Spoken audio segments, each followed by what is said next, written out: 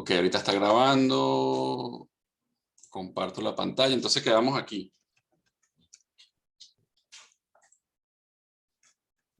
Entonces, el tema 3, vamos a ver los principales factores ambientales y la zonación en el océano. La semana pasada vimos un poquito de lo que era la química del agua, las propiedades de la molécula del agua y cómo esto afectaba a todas estas propiedades. Hoy vamos a ver un poquito más sobre la distribución, por ejemplo, de la salinidad, la temperatura, la densidad. Vamos a ver lo que son las masas de agua y cómo se representan y se estudian las masas de agua. Vamos a ver la luz y los perfiles y zonas marinas.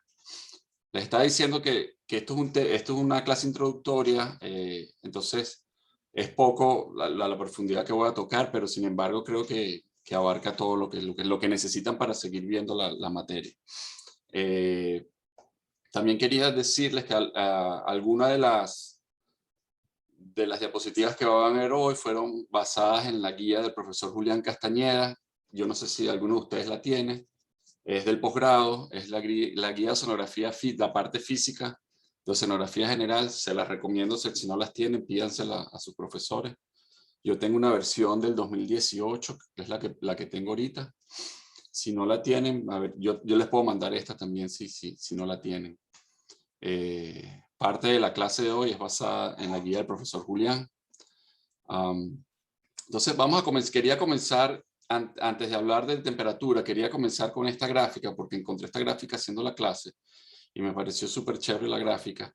Y es simplemente para entender la escala a lo que estamos hablando, es simplemente para entender el volumen de los océanos, que estoy seguro que lo vieron en otra clase y si no lo van a ver. Como pueden ver en la figura, tenemos el planeta Tierra y la cantidad de agua que hay en el planeta Tierra.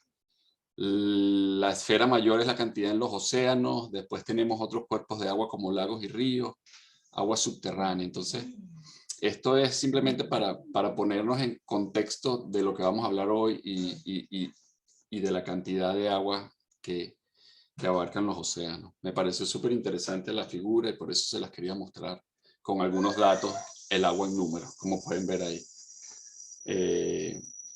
Vamos a comenzar con la temperatura, y la temperatura es una escala, físicamente es una magnitud escalar dada por la función, o es una magnitud escalar que mide la dinámica de las moléculas de un material. Cuando las moléculas de un material se excitan, esto produce calor. Cuando las moléculas de un material empiezan a tener movimiento o energía potencial, esto genera calor. Y la temperatura, físicamente hablando, simplemente es una escala para medir el calor de esas moléculas en el material. El material puede ser un material sólido, también puede ser gases o el agua, en este caso lo que vamos a ver. Eso es una propiedad termodinámica asociada a la actividad o agitación de las moléculas y átomos de esa materia que vamos a estudiar, en este caso el agua de mar. Para la temperatura en el océano, y lo que están viendo en esta gráfica, de nuevo, es la distribución latitudinal. Tenemos latitudes medias en el Ecuador, comenzamos con 0, y luego vamos, cuando yo me refiero en la clase a latitudes altas, simplemente estoy recordando esto para estar al mismo ritmo, ¿ok? Latitudes altas se refieren hacia los polos, en ambos norte y sur. Latitudes medias es alrededor de 30-20 grados sur y norte. Y latitudes en el Ecuador es alrededor de 0. Entonces la distribución, primero que nada, la temperatura en el océano viene dada por la radiación solar. El sol es la fuente de energía que calienta nuestros océanos y nuestro planeta al final. Entonces, alrededor del Ecuador es donde vamos a tener, es donde la mayor cantidad de calor es absorbido o es ganado. Entonces, lo que ustedes están viendo en la figura, por ejemplo aquí, la línea roja, es la cantidad de calor que es ganado por los océanos. Esta línea roja que se ve aquí, pueden ver la latitud en el eje Y, y luego tienen la cantidad de calor perdida, que es la línea azul puntuada.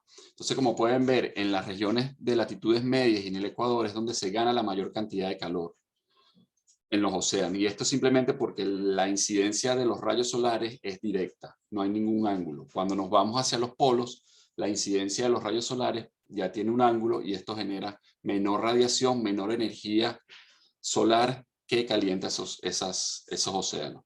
Además, aquí se generan grandes cantidades de hielo tanto en el polo norte como en el polo sur. Entonces, la temperatura en el planeta Tierra y en nuestros océanos es afectada por la radiación solar.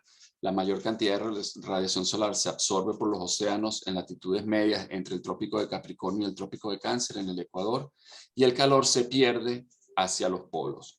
La otra fuente, si pensamos en fuentes de calor para el océano, en el planeta, podríamos pensar en el interior de la Tierra, porque sabemos que en el interior de la Tierra se genera bastante calor, pero si pensamos en esto para los océanos es insignificante, excepto en, por ejemplo, volcanes submarinos o las cordilleras submarinas o las fuentes hidrotermales. En esos puntos específicos sí podemos hablar de calor geotérmico afectando la temperatura del agua.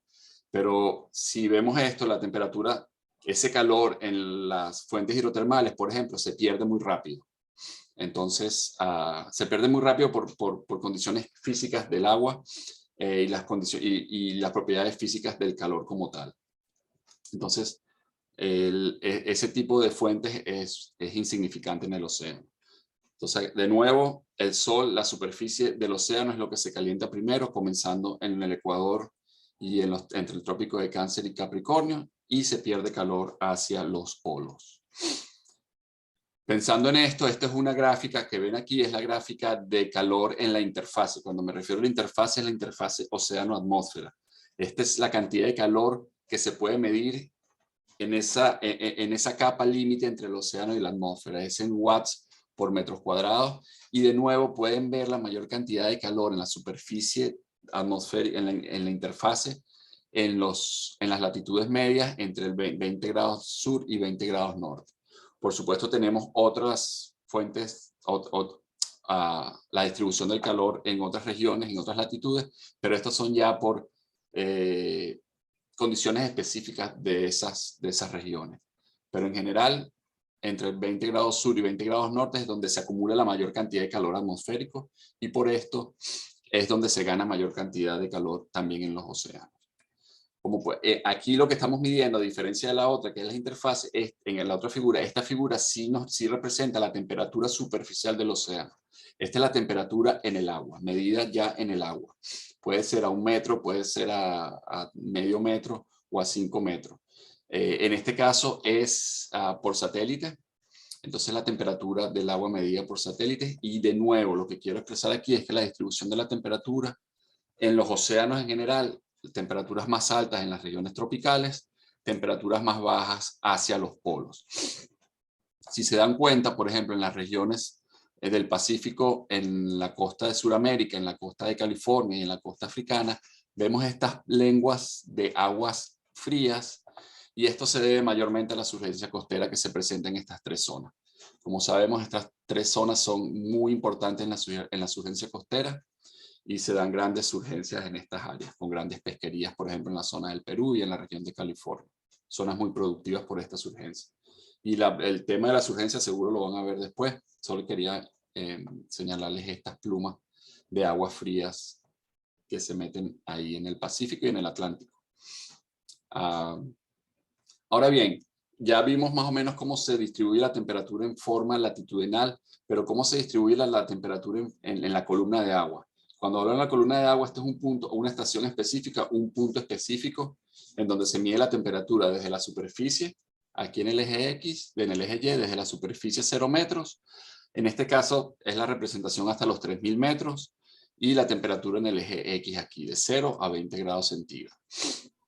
Lo que vamos a tener es que la temperatura, por supuesto, el sol, la radiación solar calienta la superficie del océano, que lo tenemos aquí. Y la única forma, o la forma más eficiente para que el calor se distribuya en la columna de agua es por procesos de mezcla. Procesos físicos relacionados con la temperatura, con el calor, son muy lentos para distribuir ese calor desde la superficie hasta las zonas profundas. Entonces, los procesos más eficientes para distribuir ese calor desde la superficie hasta las zonas profundas son procesos de mezcla. Mezcla por el viento, por el oleaje o por las corrientes. Esos 3 tipos de mezcla lo que hacen es transportar agua cálida de la superficie hasta ciertos hasta ciertas profundidades. Dependiendo de la intensidad del viento y dependiendo de cuánto dure ese viento, esta capa de mezcla puede ser más superficial o más profunda. Después de la capa de mezcla, que lo que se representa aquí en gris, y bueno, una cosa que es importante, la capa de mezcla, dependiendo también de las estaciones, por ejemplo, la capa de mezcla en invierno es más débil que en el verano. En el verano tenemos mucha más, y en los trópicos, por ejemplo, tenemos mucha más radiación solar, el agua se calienta mucho más y vamos a tener una capa superficial mucho más cálida. Esto va a hacer que la columna de agua se estratifique mucho más. ¿Se estratifique en qué sentido? En que vamos a tener una capa de mezcla, una termoclina y una capa profunda bien determinadas en el verano. En el invierno, porque la radiación solar dura menos, los días son más cortos, la radiación solar es menos intensa, es mucho más frío, la capa mezclada es menos intensa, es menos fuerte y las termoclinas son mucho más débiles en los inviernos, y esto quiere decir que la estratificación es menor en latitudes altas y en invierno. La siguiente capa que podemos ver aquí es la termoclina. La termoclina es simplemente una región en la columna de agua en donde los cambios, en este caso de temperatura, son muy bruscos. Uno puede ver aquí que, por ejemplo, en el verano, en una columna de agua bien estratificada, con un estrato mezclado bien fuerte, la termoclina es bien pronunciada. Entonces pasamos, por ejemplo, de 20 grados centígrados a 10 grados centígrados muy rápidamente. Entonces, esto quiere decir que hay cambios de temperatura muy pronunciados en esta capa de agua. La siguiente capa que vamos a ver, y esto también lo vamos a ver, lo podemos ver aquí en esta gráfica, la capa mezclada. Y en la gráfica, esto es una gráfica de temperatura, de densidad en la línea verde y de salinidad en la línea azul. La capa de mezcla en estas gráficas se representan con esta línea totalmente vertical. Esto quiere decir que si ustedes bajan, por ejemplo, en la temperatura desde los 0 grados hasta aproximadamente los 100 metros de profundidad, la temperatura es lo mismo. Eso es lo que les indica que el agua en esa superficie, en esas profundidades, está bien mezclada. Luego, como pueden ver, tenemos un cambio brusco en la temperatura de 25 más o menos grados centígrados a 15 en poca profundidad, y luego una capa profunda donde la temperatura se hace mucho más estable.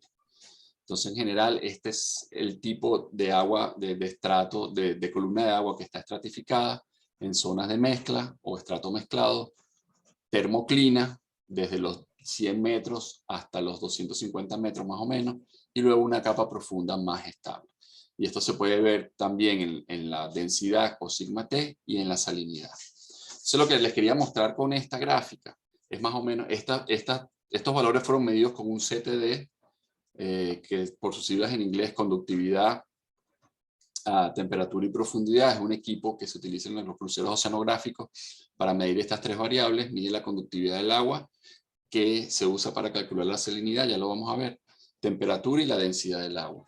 Entonces, estos valores reflejan todas estas tres variables en toda la columna de agua. Entonces, como vemos aquí, existen estas tres zonas en la columna de agua en donde se puede diferenciar claramente tres tipos de ambientes. Un ambiente mezclado con temperaturas cálidas en la superficie, luego en este caso decrece la temperatura muy rápido para llegar a sus mínimos en la capa profunda. Aquí podemos ver esto, el área de la termoclina y luego la capa profunda aquí. Esta es otra forma de ver estos tres ambientes, porque aparte uno puede considerar esto como tres tipos de ambientes diferentes. La capa bien mezclada, donde la temperatura es cálida, y este gráfico, lo que estamos viendo aquí en la parte izquierda de la pantalla, es un área tropical, desde la superficie hasta las zonas profundas. Luego tenemos las áreas polares aquí en la parte derecha de su pantalla. Entonces pueden ver que en las zonas tropical con bastante calor existe una estratificación de la columna de agua bien pronunciada. Aquí se pueden ver los tres estratos capa de mezcla, termoclina y profunda, bien pronunciado.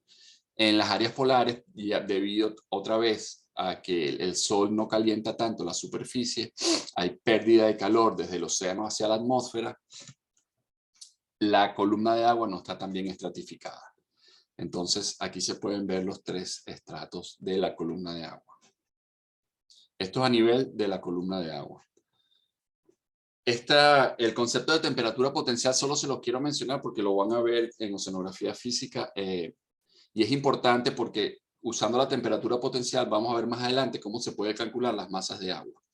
Y el concepto de temperatura potencial es simplemente la temperatura del agua de mar cuando se toma en consideración los efectos de la presión.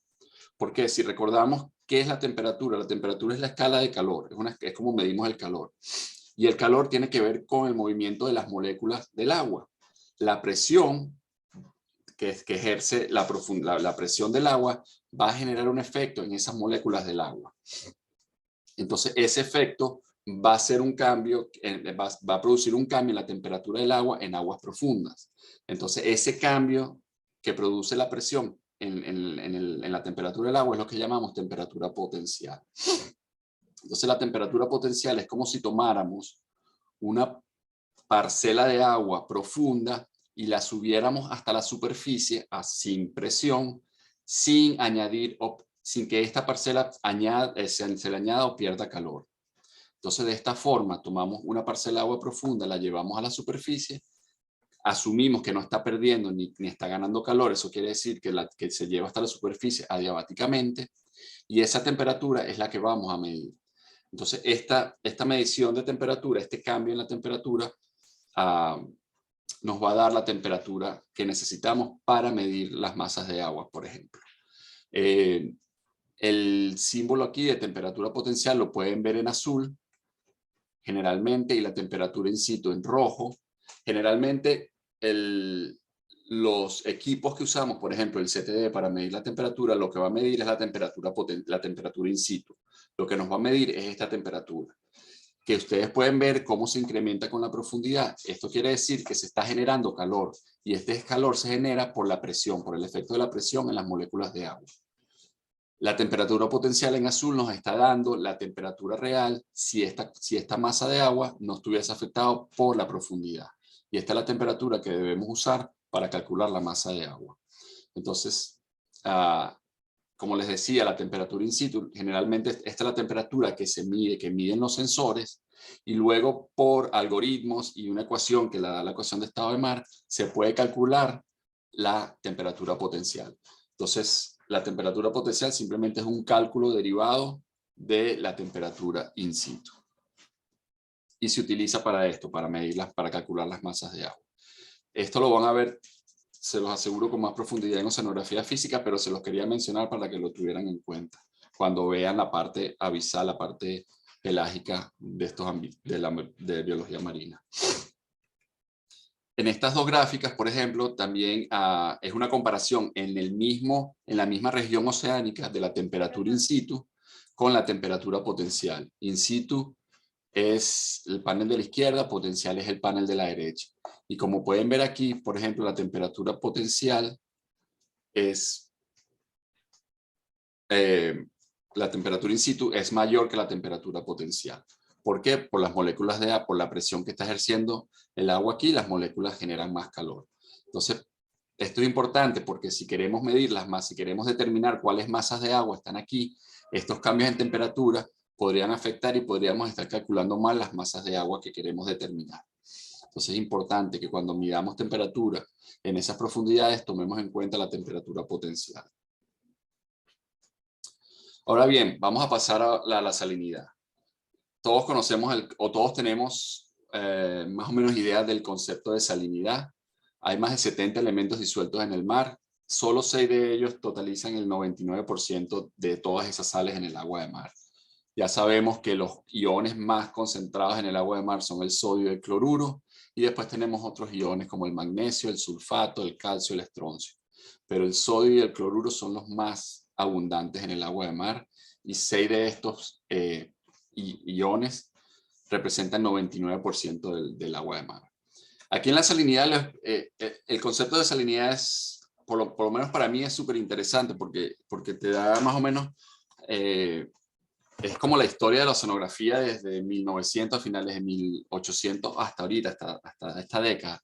Entonces, súper interesante cómo se desarrolló este concepto y cómo las innovaciones en la tecnología y lo que conocíamos en esa época hasta ahorita ha cambiado el concepto de salinidad de lo que conocíamos antes hasta ahorita.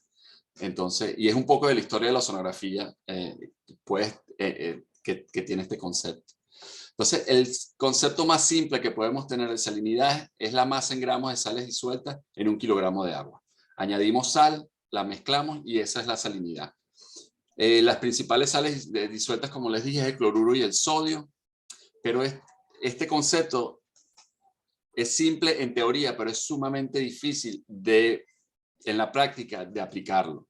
¿Por qué? Porque es muy difícil, por ejemplo, determinar la cantidad de esas sales en el agua si consideramos también que los gases como el oxígeno y el dióxido de carbono afectan la salinidad. Entonces, por ejemplo, uno puede pensar, bueno, si yo tomo la muestra de agua y la seco, la dejo evaporar, esos sólidos que quedan ahí va a ser la cantidad de sales en el agua. Si la secas, la dejas evaporar, estás evaporando también esos gases, ya estás perdiendo sales.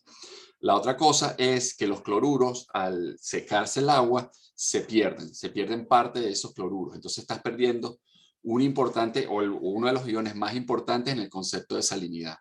Entonces, aunque sea fácil el concepto, es muy difícil aplicarlo. Entonces, ahí es cuando viene la importancia de la ley de las proporciones constantes. Por ahí en 1884, Dittmar, con muestras que tomó en la expedición del Challenger, que fue una de las primeras expediciones completamente oceanográficas, donde el objetivo del viaje fue tomar muestras de agua alrededor del mundo, en la expedición del Challenger. Dittmar tomó como 77 muestras de agua en diferentes partes del mundo. Y lo importante del análisis de Dittmar para estas muestras fue que él pudo determinar que la relación entre los iones en el agua de mar es constante, al menos entre algunos de ellos es constante. Esto quiere decir que no importa el valor de salinidad, tú puedes tener una salinidad de 37, de 38 o una salinidad de 32, no importa ese valor, no importa la cantidad de sales que haya ahí, la relación entre los iones es constante. Y esto es lo que se refiere a las proporciones, a la ley de las proporciones constantes. Y esto es lo que permitió el cálculo de la salinidad. Esto permitió que el cálculo de la salinidad fuera mucho más sencillo, porque ahora no necesitas cuantificar todos los iones en las sales para sumarlos y tener la cantidad total de sales. Simplemente necesitas cuantificar uno solo. Cuantificando un solo ion, puedes tener la relación de ese ion con el resto. Por ejemplo, aquí en la gráfica tenemos los tres océanos, tenemos el Atlántico, el Pacífico y el Índico. En rojo tenemos la relación del sodio con el cloruro, del potasio con el cloruro, del magnesio con el cloruro y del calcio con el cloruro. Y pueden ver que en los tres océanos la relación es la misma o es muy aproximada.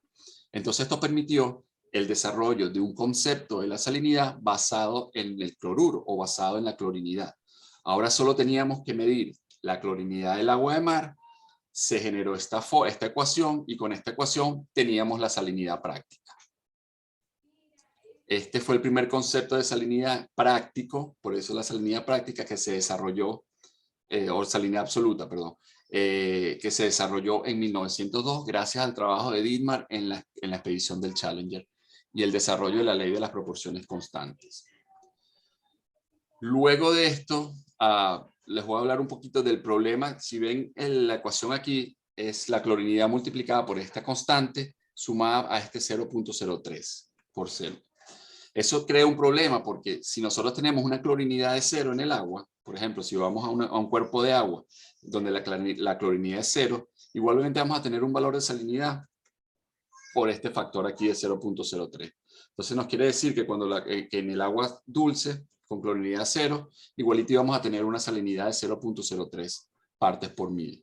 Y esto crea un problema a la hora de las mediciones. Entonces, a partir de aquí, se generó el concepto de salinidad absoluta. Y el concepto de salinidad absoluta se desarrolló en la UNESCO, en las Naciones Unidas. La UNESCO es el cuerpo que se encarga de todo este tipo de cosas. Vamos a hablar de la ecuación de estado del agua de mar, que es donde se hace todo este tipo de cálculo.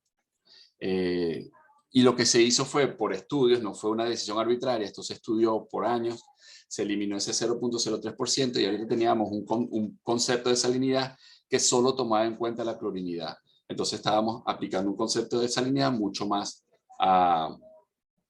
exacto. Otra de las cosas que le quería mencionar, bueno, ustedes saben ya esto, que el valor típico de salinidad en los océanos es 35 gramos de sal por kilogramos de agua marina, más o menos, es 35, 34.9. Eso también va a depender de dónde estemos, pero en general, si tomamos todas las aguas oceánicas y hacemos un averaje de esto, un promedio, vamos a tener 35 gramos por kilogramo de agua marina. Entonces, este fue el segundo concepto de salinidad que se generó y se usó más o menos entre 1969 y 1981. Con el desarrollo de toda esta tecnología, con el desarrollo de los nuevos sensores y a la aplicación de nueva tecnología, nos dimos cuenta que podíamos inclusive mejorar el concepto de salinidad. Y de aquí se generó el concepto de salinidad práctica. El concepto general de la salinidad práctica está basado, en vez de la clorinidad, en la conductividad, en la relación que tiene la salinidad con la conductividad. Y la conductividad es una medida de la facilidad de un material de conducir una carga eléctrica. Y qué mejor que el agua de mar de conducir una carga eléctrica, que está cargada con sales que son iones, con sus cargas eléctricas. Entonces no hay nada mejor para transmitir o conducir electricidad que el agua de mar con todas sus sales. Entonces la conductividad y la salinidad tienen una relación muy estrecha. Entonces, midiendo la conductividad, aplicando el primer concepto de la salinidad práctica, se aplicó usando esta relación o esta división aquí, esta razón, la conductividad eléctrica del agua de mar a 15, y esto es importante, tiene que ser a una temperatura específica con una presión específica. 15 grados centígrados, una atmósfera, y se divide entre una solución de cloruro de potasio, 15 grados centígrados, una atmósfera y una masa de esta cantidad en gramos. Entonces, tomando este K15, se podía calcular el valor práctico de la salinidad. Pero de nuevo, esto trajo problemas. ¿Por qué? Porque era muy difícil a veces en los barcos o en los mismos laboratorios mantener una temperatura estable y el valor de la conductividad derivaba mucho, era muy complicado de medirlo y se generaban muchos problemas por esto.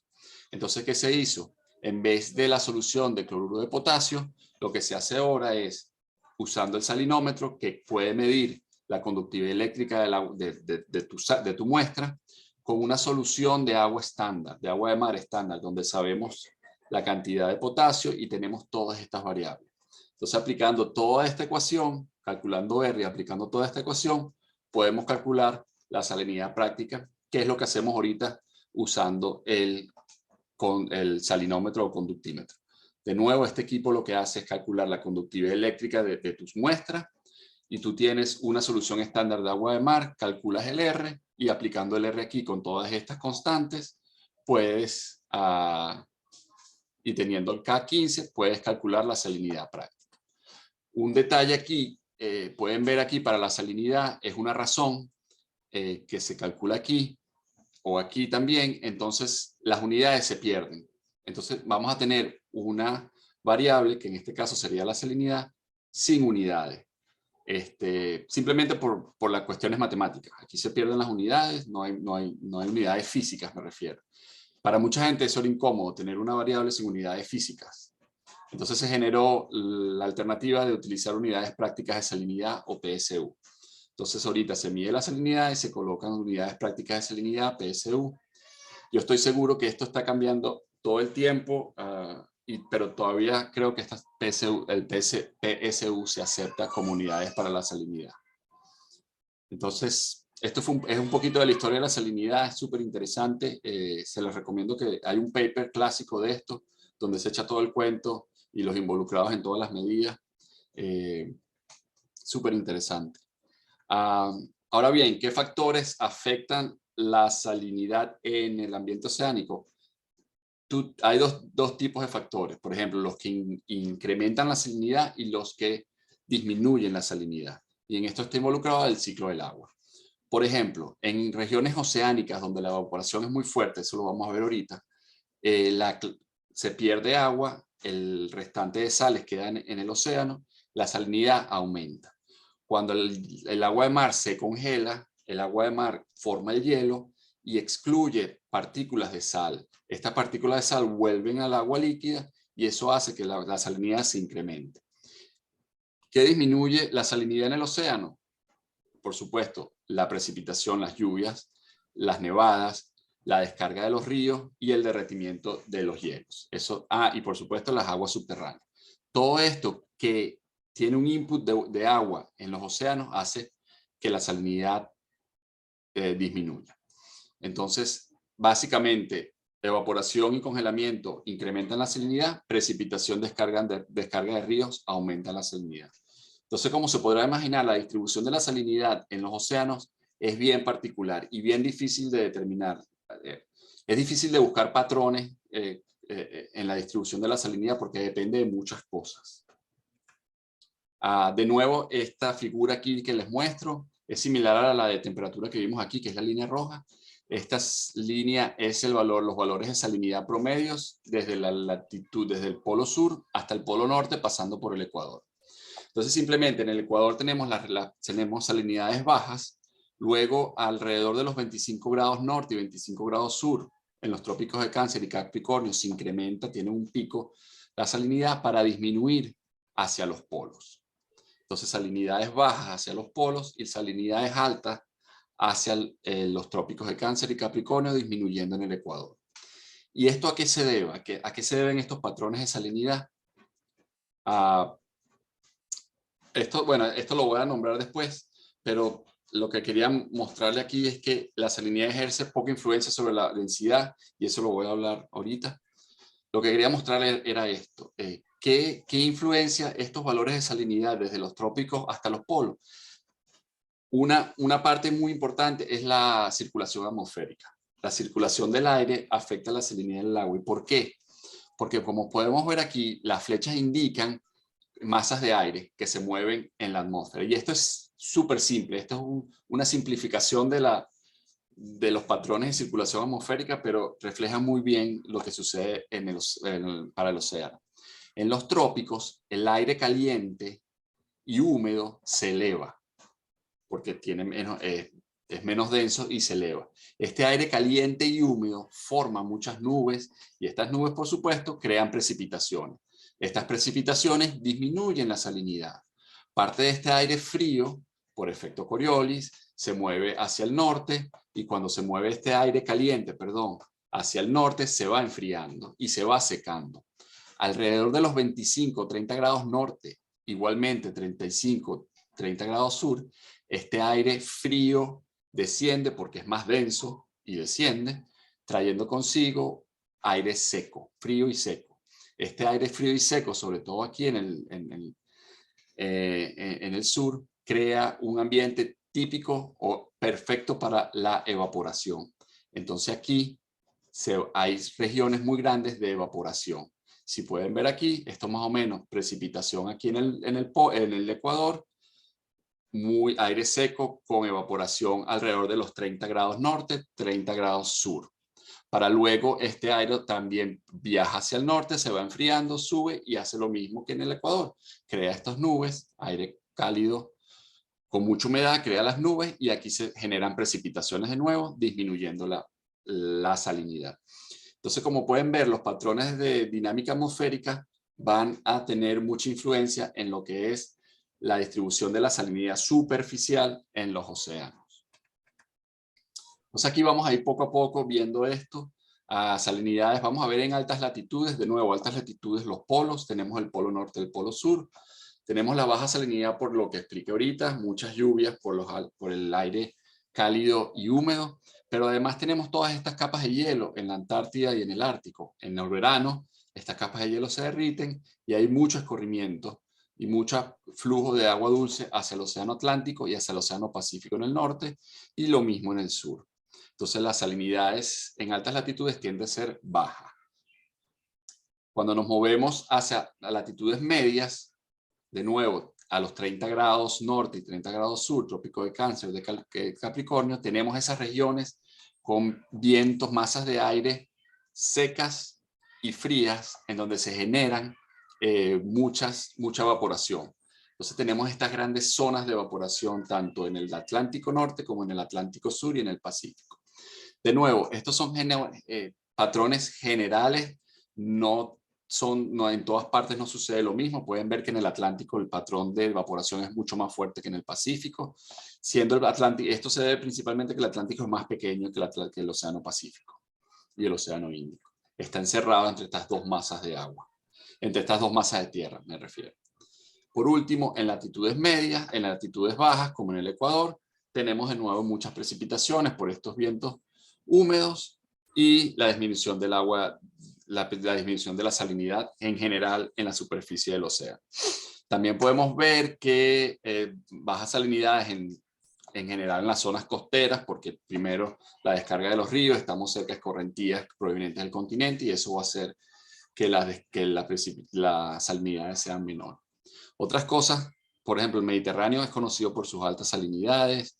Entonces, el concepto de salinidad hay que verlo con lupa, hay que ver, dependiendo de dónde estemos, cómo la salinidad se ve afectada. Solamente para acentuar el punto.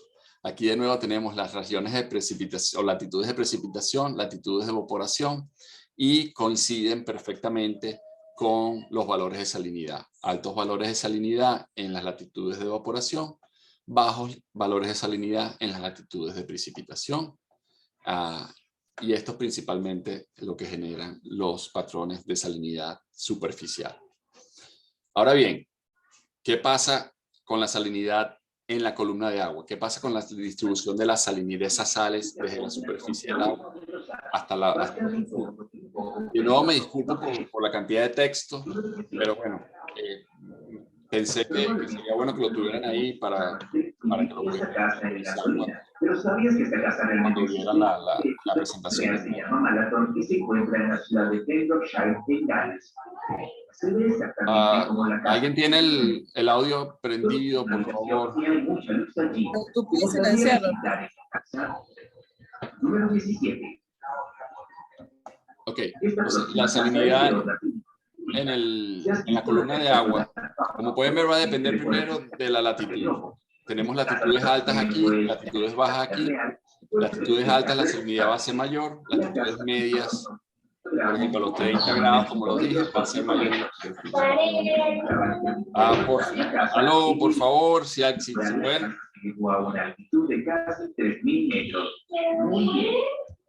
¿Alguien tiene el audio? Pero tú eres el que inauguró. Okay. ¿Ah? Que tú puedes silenciar al que te esté molestando. Ok, gracias, Jamie. Sí, es que no veía. Ok. Apaga el micrófono. Le dijo.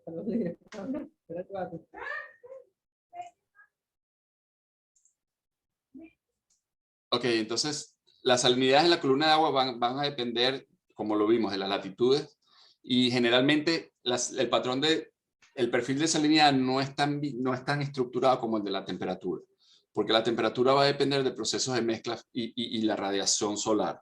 La radiación solar va a ser, es una propiedad constante.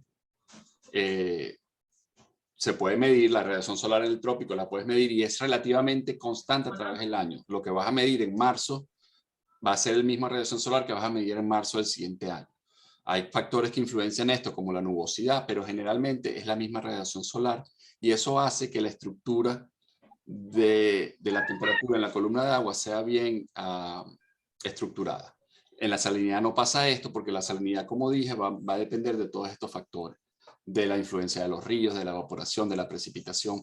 Entonces el perfil de la salinidad no es tan bien estructurado. En general podemos ver que en latitudes altas vamos a tener menos salinidad, va a incrementarse con la profundidad hasta llegar a una constante. En latitudes medias o bajas latitudes vamos a tener altos valores de salinidad en superficie, una capa de mezcla que se ve en la línea vertical aquí, una reducción drástica del valor, o una reducción drástica del valor de la salinidad, y luego una salinidad constante con la profundidad. Esto quiere decir que el valor de salinidad en la profundidad, en la capa profunda, se puede tomar que el valor de la salinidad es constante. No hay procesos químicos o físicos que puedan alterar el valor de la salinidad. Y esto es importante para la medición de las masas de agua, porque no va a cambiar en aguas profundas. Entonces, como pueden ver aquí, tenemos más o menos el mismo concepto que teníamos con la temperatura de termoclina, ahora lo tenemos con la salinidad y las haloclinas. La haloclina simplemente es una reducción, una capa en el océano donde la salinidad se puede reducir o incrementar muy rápidamente los valores de salinidad. Entonces, como les decía, el patrón o los perfiles de salinidad no son tan estructurados como la temperatura, pero por ejemplo, antes de hablar de la densidad, podemos ver aquí, por ejemplo, el valor de la salinidad. Yo no sé si les comenté, estos perfiles de la columna de agua son en el Pacífico, en el norte del Pacífico, cerca de la costa mexicana, pero suficientemente profundo, medimos hasta los 2500 metros. Entonces, como pueden ver aquí, tanto la temperatura como la salinidad presentan esta capa de mezcla, desde los 0 metros hasta aproximadamente los 100 metros, 120 metros. Esto quiere decir que esa capa de mezcla, la acción del viento mezclaba la capa superficial hasta más o menos los 120 metros de profundidad, produciendo toda esta capa de mezcla. Luego tenemos la haloclina que disminuye rápidamente la salinidad de 34.2 más o menos, 34 algo, casi 3, hasta 33.6. Y luego tenemos una haloclina que incrementa la salinidad, de nuevo hasta los 34.6, para luego tener una salinidad constante con la profundidad. Si vemos la temperatura, como les decía antes, la temperatura es súper estructurada. Esto es lo que siempre se va a encontrar más o menos en este tipo de aguas, columnas de agua estratificadas. Temperaturas mezcladas, la termoclina y luego aguas profundas. Entonces puedes ver que el perfil de salinidad de nuevo no es tan estructurado como el de la temperatura. Pero bueno, las dos son sumamente importantes y las dos afectan lo que es la densidad del agua de mar y la densidad del agua. Entonces la densidad del agua ahora es uno de los conceptos más importantes en la oceanografía en general, porque nos ayuda a determinar la dinámica de los océanos. ¿Y esto qué quiere decir? Si tú tienes dos masas de agua, por ejemplo, con dos diferencias horizontales en densidad, esto va a hacer que la mezcla de agua, que la dinámica del océano se produzca muy fuerte. Por ejemplo, densidades mucho más bajas o mucho más altas, masas de agua con densidades altas se van a mover hacia masas de agua con densidades bajas. Esto produce corrientes, grandes corrientes oceánicas. De nuevo, es sumamente importante en la oceanografía. En general, el símbolo de densidad es la letra griega Rho y las unidades son kilogramos por metro cúbico. Kilogramos por volumen. La masa entre el volumen. Eso es como se calcula la densidad. Es la masa de un cuerpo entre el volumen que ocupa ese cuerpo en el espacio.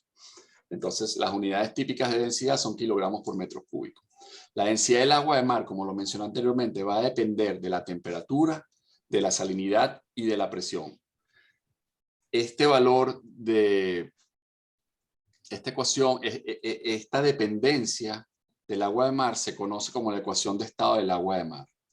Así se calcula la densidad Rho del agua de mar varía entre 1021 y 1070 kilogramos por metro cúbico. Eso es en todos los océanos. Entonces pueden ver que la variación de densidad el rango de variación de la densidad es bien limitado, más o menos de 1021 a 1070 kilogramos por metro cúbico. Entonces hay que tomar en cuenta esos valores de densidad. Para el cálculo de densidad hay que tomar en cuenta los valores de densidad. Hay que tomar en cuenta los valores de densidad. Disculpen. Hay que tomar en cuenta los valores de densidad. Disculpen, que el perro está ladrando. Hay que tomar en cuenta los valores de densidad que realmente varían, que realmente se ven afectados. De ahí que se desarrolló el concepto de la densidad, de este concepto de densidad, en donde se sustrae del valor Rho, se sustrae más o menos 1000 para tener el concepto de densidad sin unidades, y podemos manejar el valores de densidad mucho más estrecho. Y como pueden ver, cuando que eliminamos este valor grande de 1000, nos queda un valor que es mucho más manejable, en este caso 69.43. Entonces, manejar estos valores es mucho más manejable que manejar valores de 1069.34, 1027.35. Al calcular la densidad sigma, como lo conocemos nosotros, la densidad sigma, que depende de la salinidad, la temperatura y la presión, podemos obtener valores mucho más apropiados para los cálculos más que todo. Esto simplemente es un truco matemático para tener valores de densidad que sean mucho más manejables. Tenemos valores, de nuevo, los valores de densidad en el agua de mar, los podemos ver aquí, es la línea verde, entre 23 y 28 kilogramos por metro cúbico. Generalmente, cuando se usa el valor sigma, no se colocan las unidades porque se entiende que son las mismas unidades que el valor ρ. Entonces, de nuevo, el valor ρ es la determinación de la densidad. El agua de mar tiene una densidad de entre 1020 y 1070. Para quitarnos de encima el problema de tener todos esos números y simplemente enfocarnos en los números que nos interesan, nos inventamos este valor de densidad que es el sigma y simplemente sustraer 1000 al valor ρ y nos da los 4 dígitos que de verdad nos interesan para el cálculo de la densidad. Como les dije antes, todos estos cálculos son hechos o fueron hechos o se implementan en la ecuación internacional del estado del agua de mar. Esta ecuación fue propuesta por Milero y Poisson en 1981 y la simplificación de la ecuación es esta. Y este es el desarrollo de toda la ecuación. Aquí les dejo el link para que puedan bajar los cálculos, el último cálculo que se hizo. Y cuando se calcula esto, por ejemplo, se calcula nuevas formas de calcular la salinidad. Entonces, en el 2010 se hizo una revisión de cómo calcular la salinidad, cómo calcular la temperatura y cómo calcular la densidad. Entonces, este manual está súper chévere porque trae todos los conceptos de salinidad, trae todos los conceptos de temperatura, cómo se calculan, cómo se deberían calcular y el desarrollo de la ecuación, que bueno, es complicado y tienes que ser físico para entender esas cosas o matemático. Los valores de salinidad en el océano van a depender de nuevo de la presión, de la temperatura y de la salinidad. Esos 3 valores son los que van a determinar la densidad en el agua de mar. ¿Quién es el que determina o quién tiene más influencia para determinar la densidad? En el caso del agua de mar, la temperatura es la variable más influyente. ¿Por qué? Porque si comparamos los rangos, y déjame ver si los tengo aquí, si comparamos los rangos en los cuales varía la temperatura en el agua de mar y en los rangos en los cuales varía la salinidad, los rangos de temperatura son mucho más amplios. Por ejemplo, aquí tenemos temperaturas de casi 0 grados centígrados hasta 25 grados centígrados. Entonces, claro, al variar la temperatura tanto, aquí tenemos agua casi en el punto de congelación y aguas casi tropicales. Entonces, al variar tanto, al ser tan amplio el rango de temperaturas, esto va a afectar mucho más la densidad que, por ejemplo, la salinidad, que varía de 34.2 a 33.6 a 34.6 en el océano. Entonces, por eso, de nuevo, las temperaturas es el factor más influyente en la densidad del agua de mar. Sin embargo, la salinidad también afecta, ¿ok? Y también en el otro caso, la salinidad en aguas costeras es diferente a la salinidad en aguas profundas. Entonces, esto también influye. De nuevo, la densidad incrementa cuando la temperatura disminuye. Esto es importante. Al disminuir la temperatura, las moléculas del agua se comprimen. Esto hace que la densidad, si calculas la masa entre el volumen disminuye, el volumen de agua disminuye, la salinidad se incrementa. Lo pueden ver así también. La temperatura se incrementa cuando la temperatura aumenta, la densidad decrece. Al calentarse el agua, el volumen se expande, el agua se expande, la densidad decrece. ¿Ok? Con la salinidad incrementa, cuando la salinidad incrementa, incrementa la densidad y luego tenemos estos factores, cómo varía cuando la salinidad aumenta, la temperatura disminuye, pero de nuevo, en estos casos, cuando son contradictorios, la densidad es llevada por la temperatura, si me explico. Los cambios de temperatura influyen mucho más que los cambios de salinidad. Y les voy a mostrar de nuevo esta gráfica, porque es sumamente, esto describe lo que quiero decir. La línea verde es la densidad. Fíjense que tenemos un estrato mezclado, luego hay un cambio violento en la densidad, y para llegar a densidades mucho más estables en el fondo. Esto quiere decir aguas más livianas, menos densas en la superficie, aguas más densas en el fondo. ¿Ok? Menos densidad aquí, tenemos sigma T alrededor de 24, aguas más densas alrededor de 28 en el fondo. Si vemos los dos factores que influyen más en la salinidad, en la densidad, como la temperatura y la salinidad, vemos que la temperatura súper estable, súper estructurada, una termoclina para bajar hasta las temperaturas estables. Vemos como la salinidad varía muchísimo. Tenemos picos de menor densidad para luego un pico de mayor salinidad, disculpen, para luego ser estable. Pero estos picos aquí no afectan la densidad mucho. La densidad es indirectamente proporcional a la temperatura. Se puede ver cuando la temperatura disminuye, la densidad aumenta. Eso es lo que quiere decir. Aguas cálidas, poco densas en la superficie, aguas frías más densas en la profundidad. Entonces, con esta gráfica creo que se explica bien cómo la temperatura influencia mucho más que la salinidad en el océano. Y con esto simplemente quiero mostrarles diferentes, lo que estaba mostrando, la termoclina y cómo se estructura en el verano, por ejemplo, en bajas latitudes, cómo hay una capa de agua bien estratificada y cómo la temperatura va a determinar la densidad y la picnoclina, que es esta capa donde la densidad aumenta de manera brusca. La conocemos como picnoclina. Esto es en latitudes bajas, de nuevo, una columna de agua bien estratificada, aguas mezcladas, termoclina y zona profunda. Una cosita aquí, la picnoclina, la termoclina, en este sentido, tiende también a funcionar como barrera a procesos físicos, barrera a procesos químicos y barrera a organismos biológicos. Esta picnoclina y esta termoclina aquí sirven como barrera impidiendo que, por ejemplo, procesos que ocurren en las capas profundas puedan afectar a las capas superficiales y viceversa. Procesos que ocurren en capas superficiales afecten a las capas profundas. Entonces también es un poco de la importancia de la estratificación de la columna de agua. ¿Qué puede romper esto, por ejemplo? Que puede romper la termoclina, que por ejemplo el viento sea muy fuerte y la capa homogénea de la columna de agua descienda a profundidades. En altas latitudes vemos como no existe prácticamente una estratificación, sino tenemos una columna de agua bien homogénea en todas las profundidades. Una línea vertical, columna de agua bien homogénea tanto en las temperaturas como en la densidad.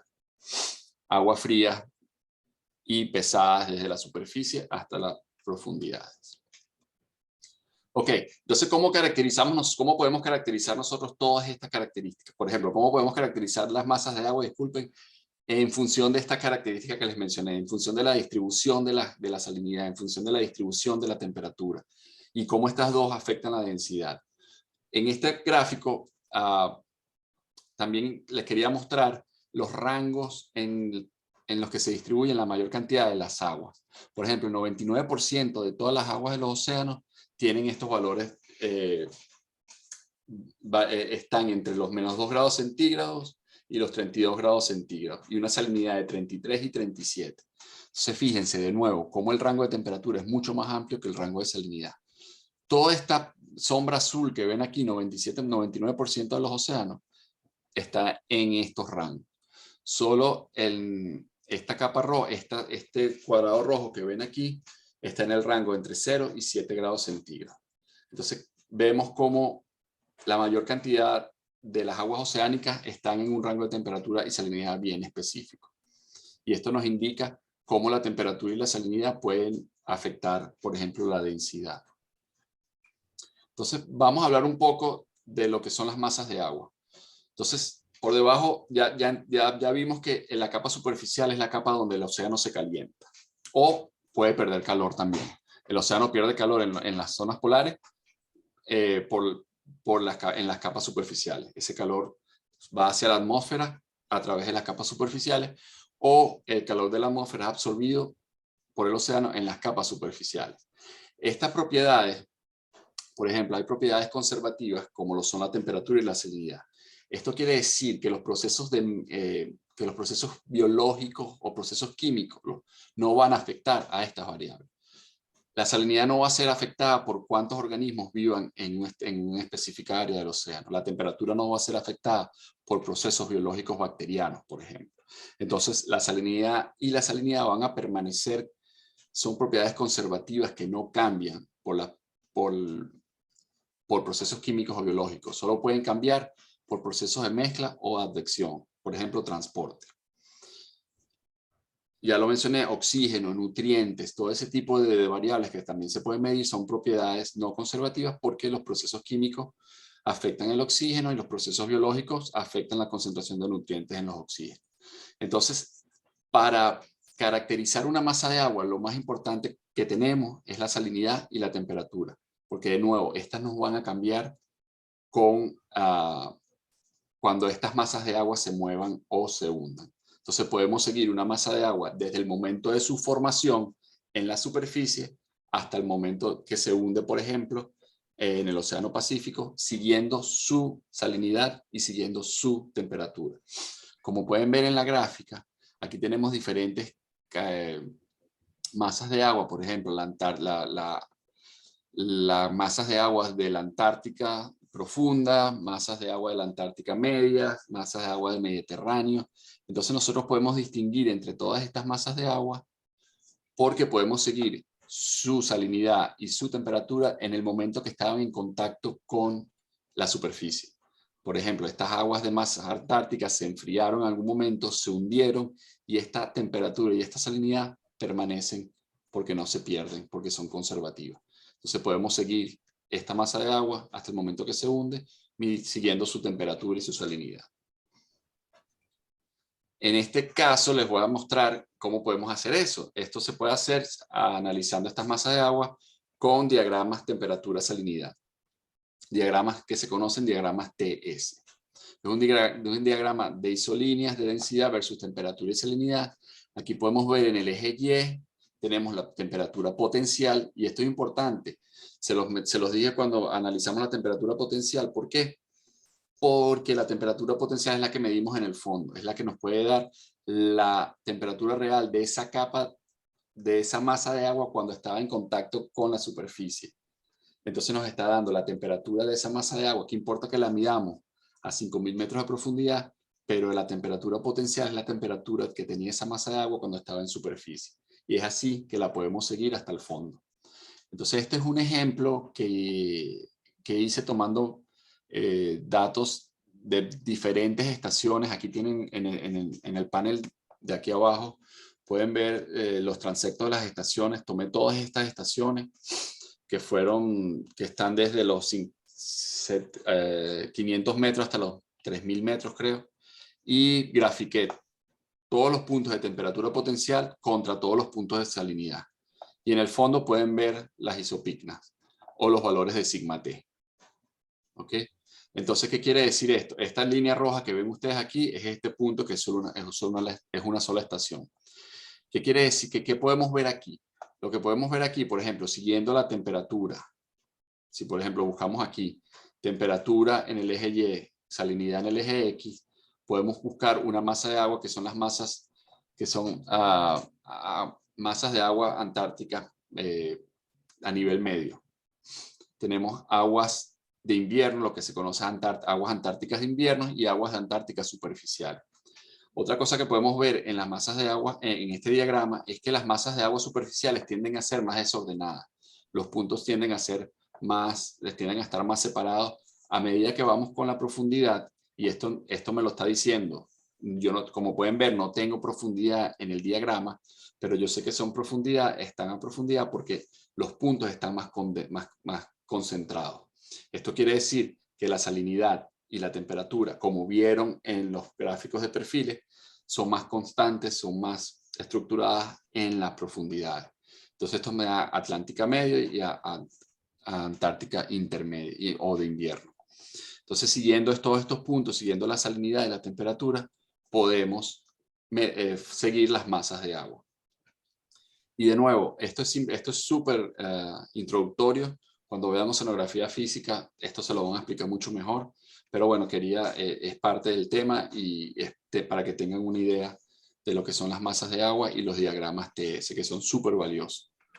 De nuevo, aquí tenemos algunas de los nombres en español de las masas de agua que se conocen: intermedia antártica, fondo antártico, circumpolar antártico y así sucesivamente. El símbolo en los cuales se pueden seguir, y este es el rango de temperatura y salinidad que podemos buscar y encontrar esas masas de agua. Entonces, por ejemplo, si vamos a buscar IAA, la buscamos aquí, en sus siglas en inglés es este rojo que vemos aquí, y nos va a dar estos rangos, estos valores de temperatura y estos valores de salinidad aquí, desde su formación hasta el momento que se hunda y viaja a lo largo de los océanos. Esto es Antártica. Se me olvidó decir, en la parte izquierda del gráfico es la Antártica y en la parte derecha del gráfico tenemos el Ártico, en el Océano Atlántico, Pacífico y en el Océano Índico. Entonces podemos ver cómo podemos seguir las masas de agua. Ok, ya para ir cerrando la clase, la última parte que les quiero, de la cual les quiero hablar es la luz, porque la luz también puede crear estas zonas oceánicas que son bien importantes y se pueden distinguir claramente, ¿ok? Vamos a comenzar con el concepto de luz. Y la luz solar es un tipo de energía o llamada radiación electromagnética o energía electromagnética o radiación solar. Lo importante de la luz, y esta es una característica de la luz que nos permite estudiarla muy fácil, bueno, fácilmente entre comillas, es que esta viaja como ondas en el espacio. La luz, cuando viaja en el espacio, viaja como onda. Estas ondas son similares y se pueden estudiar de la misma característica que estudiamos las olas en el océano. Vamos a tener una longitud de onda entre los picos, vamos a tener una amplitud de onda que es la altura de la ola, vamos a tener la altura de la ola aquí, vamos a tener los valles. Entonces, similarmente como se estudian las olas en el océano, se pueden estudiar las ondas de luz. Entonces, también estas ondas de luz pueden comportarse como ondas o también pueden comportarse como paquetes discretos de energías llamados fotones. Entonces, estas ondas que ustedes ven aquí, que es la luz, también cargan mucha energía. La luz carga muchísima energía. Y esta es la energía, como lo dije en la clase pasada, que hace funcionar 99% de los ecosistemas en la Tierra. La energía solar es la energía que lleva a cabo, que permite el proceso de la fotosíntesis, y la fotosíntesis, de nuevo, es ese proceso metabólico que comienza todo en la mayoría de los ecosistemas terrestres. Por eso es que la luz es tan importante, y la fotosíntesis. Entonces, lo que quiero mostrarle aquí es el espectro de energía electromagnética. El espectro de energía electromagnética va desde los rayos gamma hasta las ondas de radio. Dependiendo de la longitud de onda, esa onda va a tener más energía o menos energía. En general, cuando la longitud de onda son cortas, por ejemplo, en los rayos gamma o los rayos X, la energía que cargan estas ondas es mucho mayor. Por eso es que los rayos gamma y los rayos X pueden ser nocivos para la gente que trabaja con ese tipo de energía electromagnética. Entonces, a medida que la longitud de onda se va alargando, esto quiere decir la distancia entre los picos de la ola, la energía se va reduciendo. Entonces tenemos, por ejemplo, en las ondas de radio, que son inofensivas, la longitud de onda es mucho mayor. En el espectro electromagnético tenemos entre la luz ultravioleta y la infrarroja un espectro que se llama el espectro de la luz visible, que es la luz que nosotros podemos ver con nuestros ojos. Y esta luz está aquí, Y es la luz, esta luz visible es la luz que utiliza, por ejemplo, el fitoplancton en el océano para realizar la fotosíntesis. Es la energía disponible, la energía disponible para fotosíntesis, lo que se llama. Entonces esta luz visible, esta parte del espectro electromagnético es la luz visible y es la luz que utiliza el fitoplancton para la fotosíntesis. Entonces es bien importante en la parte oceánica. Entonces, ¿qué quiere decir? Que en el océano el espectro electromagnético va a influir primero en la fotosíntesis, la disponibilidad de luz que hay para los organismos para el fitoplancton para hacer fotosíntesis. Luego otras cosas como el color del agua. Por ejemplo, la parte roja y amarilla del espectro, los colores rojos y amarillos del espectro se absorben primero y la parte azul puede viajar mucho más profunda y se absorbe hasta mayores profundidades, alrededor de los 100 metros. Entonces, esta penetración de la luz en las capas superficiales es lo que nosotros conocemos como la zona fótica, o la zona donde llega la luz, o la zona donde se puede hacer fotosíntesis, donde hay suficiente energía electromagnética para que el fitoplancton pueda hacer fotosíntesis. Entonces aquí tenemos, por ejemplo, la distancia, tenemos otra forma de zonación de los océanos en profundidad. Tenemos la superficie del agua, lo que conocemos como la zona eufótica, donde de verdad hay suficiente energía o radiación solar, y a veces hay demasiada radiación solar y esto inhibe la fotosíntesis, pero en general bastante radiación solar, mucha productividad, hay bastante energía para la fotosíntesis. Esto puede estar alrededor de dependiendo, esto va a depender si nos encontramos en aguas oceánicas donde están bien claras, la luz penetra más, en aguas costeras con mayor cantidad de materia orgánica, con mayor cantidad de detritus, esto va a hacer que el agua penetre menos. Entonces la zona fótica va a depender de donde nos encontremos. Pero en general tenemos la zona eufótica, la zona difótica, o lo que llamamos la zona de la twilight zone, en donde tenemos todavía luz solar, se puede hacer algo. Aquí dice que no, pero se puede hacer todavía algo de fotosíntesis, pero muy, muy, muy baja. A veces cero. Entonces, en esta parte de los 200 metros hacia abajo, y después tenemos la zona afótica, donde la luz no penetra ya, y la fotosíntesis no se puede hacer más. Entonces, en esta parte afótica y también en la zona difótica, otros procesos como la quimosíntesis son los que generan las fuentes de alimento para las bacterias heterotróficas. Otros, por ejemplo, otros otros elementos que transportan electrones son usados en vez del oxígeno, como el nitrato, el sulfato. Estos son los que se usan en vez del oxígeno en estas zonas afóticas, porque generalmente el oxígeno disminuye en estas zonas. Entonces, como podemos ver, tenemos otra forma de zonificar o de regionalizar los océanos en la columna de agua. Esto que les estoy mostrando ahorita es simplemente lo que vimos ahorita, cómo podemos tener una zona, una descripción de los océanos variados basados en cómo la temperatura, la salinidad, la densidad se comportan. Podemos tener una zonación en los océanos basados en la luz. Y tenemos una zonación en los océanos también basada, puede ser en la profundidad, que la tenemos aquí. Y de nuevo, esto es bien superficial porque si nos ponemos cada dominio, por ejemplo, el dominio pelágico, el dominio bentónico, la zona batipelágica, eso es una zona específica con sus características generales. Entonces, lo que les quiero mencionar aquí es que el océano también se puede dividir, dependiendo de la profundidad, en provincias neríticas, que generalmente son aguas superficiales, donde, como vimos la semana pasada, los sedimentos son en su mayoría litogénicos, que provienen del continente. Aquí tenemos el continente. Entonces, los sedimentos en estas zonas neríticas son principalmente litogénicos. En zonas costeras con alta productividad primaria, donde se generen, por ejemplo, organismos con carbonato de calcio o sílica, también podemos encontrar una mezcla de sedimentos litogénicos con sedimentos biogénicos. A medida que vamos